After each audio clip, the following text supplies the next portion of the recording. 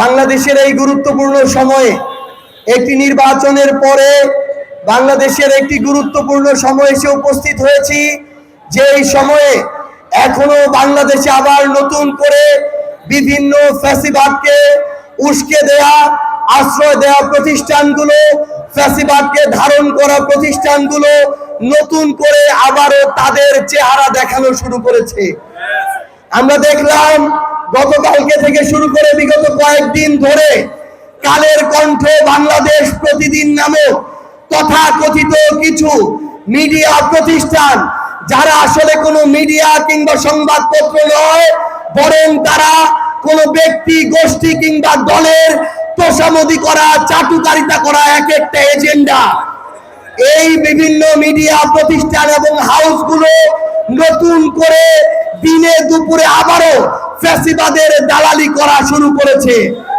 তারা এতদিন ধরে যখন আওয়ামী লীগ ক্ষমতায় ছিল অবৈধভাবে, তখন আওয়ামী লীগের দালালি করেছিল, তখন তারা তাদের জায়গা থেকে, যখন বিএনপি এই স্বৈরাচারের অত্যাচারে নিপীড়িত ছিল, তখন তারা তাদের জায়গা থেকে বিএনপির বিরুদ্ধে প্রপাগান্ডা ছড়িয়েছে। জামাত সহ অন্যান্য যারা রাজনৈতিক দল ছিল তাদের বিরুদ্ধে তারা প্রপাগান্ডা ছড়িয়েছে। তখন তারা শিরোনাম করত তারেক রহমানের ভুল রাজনীতি, তারা শিরোনাম করত জিয়ার প্রতিষ্ঠিত দলটির বিরামহীন অপকর্ম, শেখ হাসিনা পারেন, খালেদা জিয়া পারেন না, ক্যাসিনোর আইডিয়া তারেক রহমানের। তারা তাদের জায়গা থেকে যে বিষয়গুলোর সাথে বিএনপি, জামায়াত সহ বিভিন্ন রাজনৈতিক দলের নেতাকর্মীদের শীর্ষ নেতৃত্বের কোনো সম্পর্ক ছিল না, সেগুলো তো বলেইনি, বরং সেগুলোর দায়ভার ঘুরিয়ে পেঁচিয়ে এই বিভিন্ন রাজনৈতিক দলের নিরপরাধ নেতাকর্মীদের উপরে দিয়েছে। আজকে তারা নতুন করে আবার এই বাংলাদেশে যারা আওয়ামী সন্ত্রাসী ছিল, কালপ্রিট ছিল, তাদেরকে আবার নতুন করে বাংলাদেশে আবার স্ট্যাবলিশ করার নতুন এজেন্ডা হাতে নিয়েছে।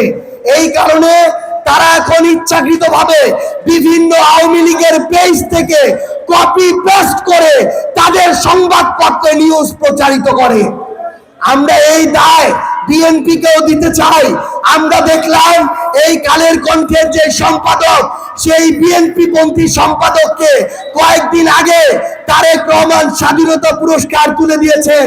মাননীয় প্রধানমন্ত্রী, আপনি কোন পুরস্কার কাকে তুলে দিচ্ছেন, কে কোন এজেন্ডা বাস্তবায়ন করছে, সেদিকে যদি আপনার নজর না থাকে, তাহলে আওয়ামী লীগের যারা দোষী ছিল, যারা অপরাধী ছিল, যারা জুলুম করেছে, তাদেরকে যদি আপনারা বাংলাদেশে পুনর্বাসনের এজেন্ডা নেন, যেই ফাঁদ আপনারা তৈরি করছেন, ওই ফাঁদে বিএনপির পতন হবে।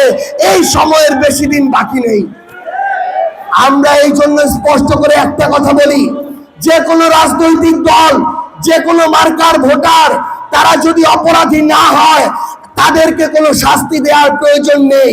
কিন্তু যারা অপরাধী ছিল, শুধু ভোটে জেতার জন্য, ইঞ্জিনিয়ারিং করার জন্য, আপনারা যদি আপনাদের জায়গা থেকে তাদেরকে পুনর্বাসন শুরু করেন, তাদের হাতেই এই বাংলাদেশে আপনাদের পূর্বের মতো আবার শোচনীয় অবস্থা তৈরি হবে, বেশি দিন লাগবে না।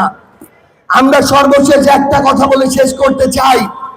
এই বাংলাদেশে বিভিন্ন জন, বিভিন্ন শ্রেণী পেশার, আমার অনেক ভাই আছেন যারা মসজিদে ইমামতি করেন, যারা মুয়াজ্জিন, কিন্তু আমরা দেখতে পাচ্ছি শুধুমাত্র শাপলাকলিতে ভোট দেওয়ার জন্য, দাঁড়িপাল্লায় ভোট দেওয়ার জন্য অনেক বিএনপির নেতারা স্থানীয়ভাবে এখন আমাদের মসজিদের ইমাম মুয়াজ্জিনদেরকে সেখান থেকে সরিয়ে তাদের দলীয় মদতপুষ্ট লোকদের ইমাম মুয়াজ্জিন পদে নিয়োগ দেওয়ার পায়তারা শুরু করেছে।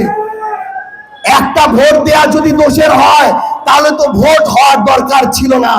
কোন একজন ইমাম যদি একটা মার্কায় স্বাধীনভাবে ভোট না দিতে পারে, তাহলে তো ইমামের ভোটাধিকার থাকার দরকার ছিল না। কিন্তু এরপরও আপনারা যদি দলীয়ভাবে সেই কাজগুলোই করেন, যেই কাজের কারণে আওয়ামী লীগের আজকে এই অবস্থা, তাহলে আওয়ামী লীগ যে পথে গিয়েছে, আমরা যদিও চাই না, কিন্তু দুঃখজনকভাবে ওই একই পথে আপনাদেরকে সামনের দিকে হাঁটতে হবে। পরিশেষে এটুকুই আহ্বান করব, সমাপ্ত করছি। সবাইকে বিপ্লবী সালাম, ইনকিলাব জিন্দাবাদ।